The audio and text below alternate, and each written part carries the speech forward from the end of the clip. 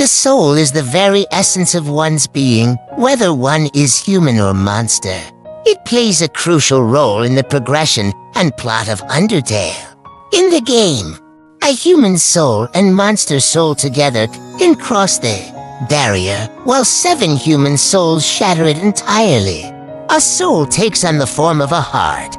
Human souls point down in most cases, and monster souls point up. The player moves the protagonist's soul with the arrow key's joystick. The protagonist's soul can move freely in the bullet board, and the border encloses the soul. In menus, the soul indicates the selected option.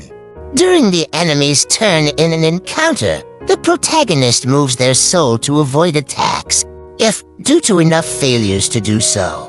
However, during the battle against a surreal dreamer, the protagonist's determination restores their soul to full HP if it reaches 0. The soul breaks as normal, the text but it refused displays, and the soul fuses back together.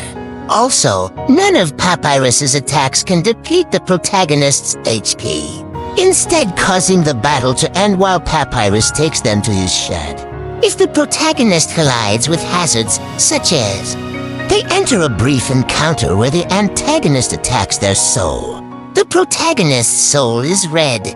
However, soul modes temporarily change its color. The soul of a monster is upside down and white. The protagonist sees monster souls on multiple occasions, such as when Asriel returns the souls to monsters' bodies after breaking the barrier, or when Toriel or Asgore Dreamer turn to dust and leave their souls behind. A monster's soul is weak and does not persist after death unless said monster is a boss monster. Monsters believe that love, hope, and compassion compose their souls.